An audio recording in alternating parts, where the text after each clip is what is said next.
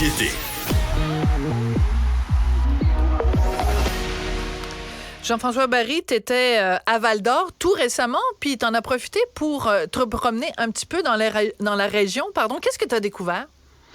En fait, cet été, lorsque j'ai animé à Cube, évidemment, c'était les feux de forêt. Puis j'avais parlé avec un gestionnaire de l'industrie des pâtes et papiers là-bas, des forêts et tout ça, chez Résolu, qui m'avait dit, parce qu'il savait que mon fils jouait pour les Foreurs de Val-d'Or, il avait dit un jour, que tu viennes, si ça te tente de visiter ça, tu me le diras. Et moi, j'étais de nature assez curieux dans la vie, donc j'ai décidé d'aller faire un tour.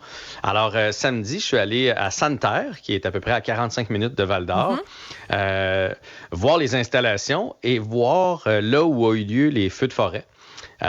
Première constatation, je ne sais pas, toi, tu t'imagines ça comment dans ta tête, les feux de forêt là-bas, si tu t'arrivais sur place? Mais moi, dans ma tête... La dévastation, là, tout est noir, noir, noir. Il reste juste des petits chicots, là, des petites mini tours Eiffel toutes brûlées. Ben pas vraiment. Non! Honnêtement, la forêt est là. C'est juste qu'il est tout noir. Moi, je pensais un peu, tu sais, comme quand tu passes, mettons, il y a eu un incendie dans une maison, tu passes dans le rang, la maison est comme, tu sais, est affaissée, puis... mais dans le fond, c'est que l'écorce qui a brûlé, puis les racines, mais les arbres sont encore debout. Moi, je m'attendais comme à voir, tu sais, des arbres à moitié brûlés, couchés sur le côté, puis tout ça. Sont encore debout, sont encore là parce qu'ils tiennent debout. Ils vont finir par tomber parce que les racines ont été atteintes avec les vents, tout ça, ils vont finir par tomber. Mais j'ai été comme un peu comme, OK, c'est encore une forêt, c'est juste qu'elle est tout noire. Et là, ce qui m'expliquait, c'est que dans le fond, ils sont en train de...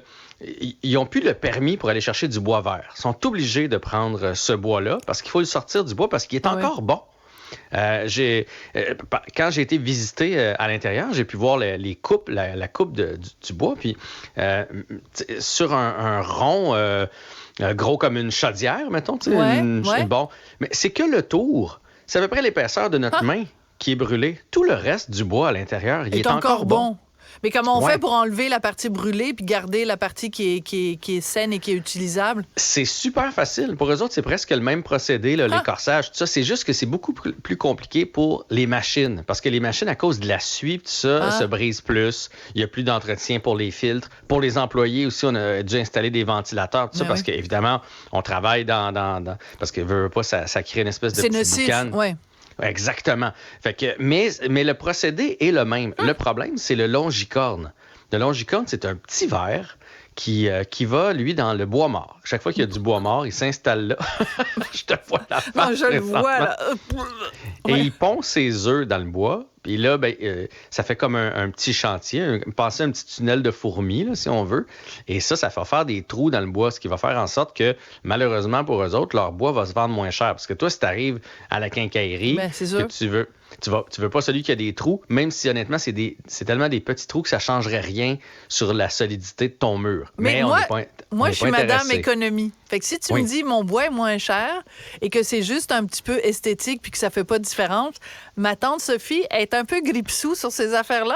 Il y a des chances qu'elle l'achète, le bois pas cher. Bien, surtout, tu sais, si tu as à te construire une division chez vous, on s'entend qu'il n'y a pas grand monde qui se pend après ça. Là. Fait qu'il n'y a pas de grand danger. Fait que, bref, j'ai été quand même vraiment impressionné de voir tout ça puis de voir, tu sais, il rentre, il est un plein bio, il ressort en stud, là. C'est comme une espèce ça me faisait penser à Pitoune à la ronde. Là. Il suit comme son cours, puis à chaque étape, il rapetisse, puis à la fin, c'est un 2x4 là, qu'on obtient. C'est quand même impressionnant à voir. Là où j'ai été déçu en forêt, c'est lorsqu'il m'expliquait que, évidemment, il ramasse les plus gros bio, les petits arbres qui ont brûlé. Donc, la nouvelle plantation, parce que tu sais comment ça fonctionne maintenant en forêt, on replante, ça, ils vont mourir. Fait qu'il n'y a pas 56 affaires à faire avec ça, c'est de passer le bulldozer puis de replanter à nouveau. Fait que les arbres qui étaient là depuis 2 ans, 3 ans, 5 ans, 10 ans, qui ne sont pas assez gros présentement pour être transformés en 2x4, eux autres, on va devoir recommencer. Alors, cet impact-là, on va l'avoir plus tard. Tu comprends? Oui, tout à fait. Écoute, je pensais pas que tu étais l'homme qui plantait les arbres. Là, tu nous parles de ça avec passion. Et comme tout ce dont les gens parlent avec passion, ça devient passionnant. Mais je comprends aussi que ta curiosité naturelle fait en sorte que quand tu vas quelque part, tu poses plein de questions puis tu t'intéresses. Les gens, ils doivent capoter quand tu débarques quelque part, toi? Ben, j'espère. Puis honnêtement, je me suis dit, bon, je suis à Val-d'Or, j'aimais ça. Comme là, prochainement, je vais aller dans une mine. Je vais aller voir, descendre dans une mine. Ça a l'air de quoi? Je suis curieux dans la vie. Fait que oui, effectivement, j'aime ça. Puis en plus, je vais te faire une confidence. Ma fille étudie en cinéma. Oui. Puis elle cherchait une idée de documentaire. Fait que là, j'avais parlé de ça, que je m'en allais visiter ça. Donc, elle est descendue avec moi. Puis j'ai joué son assistant réalisateur. Ah, c'est donc, ça qu'on a vu. Parce que tu as mis des images sur les médias sociaux, puis c'était un peu flou, nébuleux, dans le sens...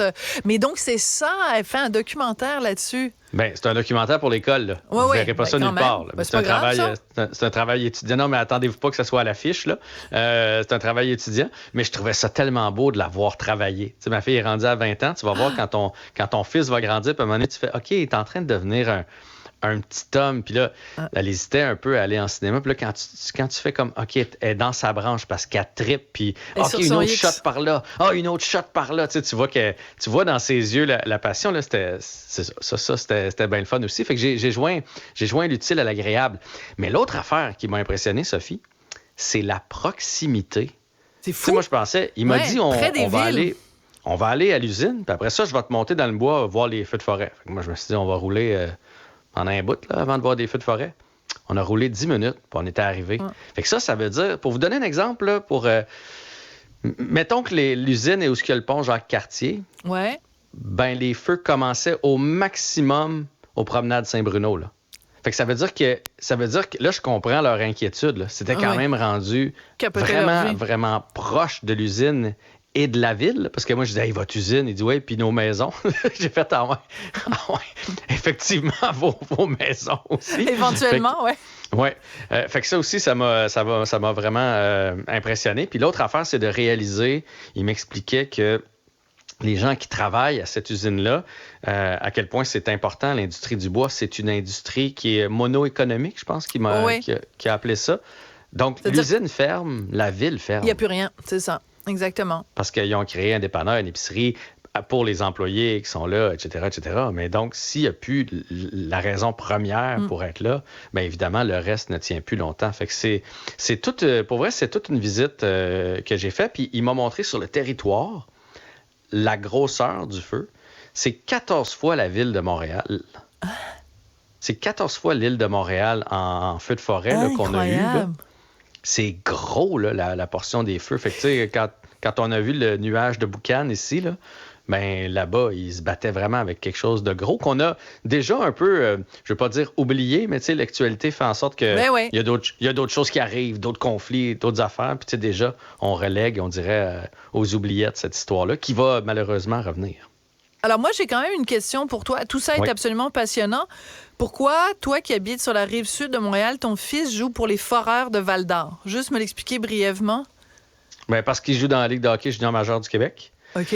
Puis, malheureusement, tu choisis pas ton organisation. Pas dans le sens que c'est pas une bonne organisation, dans le sens que c'est sûr qu'on aurait aimé ça. Si on avait eu le choix, on l'aurait envoyé jouer pour Drummondville ou Blainville-Boisbriand juste à côté. Tu sais, si c'était découpé en territoire, comme quand il est au hockey mineur, tu joues pour ta ville ou tu joues pour l'école le plus près. Bon, c'est ça que je savais pas. Donc, quand tu es dans les ligues mineures... tu te fais repêcher. OK, d'accord. Comme dans la Ligue nationale, c'est la même chose. Okay. Tu sais, un Québécois qui se fait repêcher à Anaheim. Oui. Tu en vas jouer à Anaheim, ben c'est ça. Nathan s'est fait repêcher à Bécomo au départ et maintenant échangé à Val-d'Or. Donc, on est dû pour être tout près de la maison. Moi, là, quand je vois dans les yeux de Jean-François Barry les lumières, les étoiles quand il parle de son fils et de sa fille, c'est de toute beauté. Je pense que je vais faire une capture d'écran puis te faire jouer ça le jour où ça va être la fête des pères puis te montrer à quel point t'es beau quand tu parles de tes enfants. J'en doute pas, là, je me vois pas, mais c'est mes deux plus grandes fiertés, mes deux plus grandes réussites. Fait que j'ai pas de misère à croire que je viens avec des petites étoiles dans les yeux. Voilà. Donc, deux grandes fiertés, une dans le cinéma, une dans le hockey. Merci beaucoup pour ce petit voyage à Val-d'Or en ta compagnie, Jean-François. Je vous reparle des mines la prochaine fois. Certainement. Mine dans le crayon. Envoie donc. C'est bon. Bye.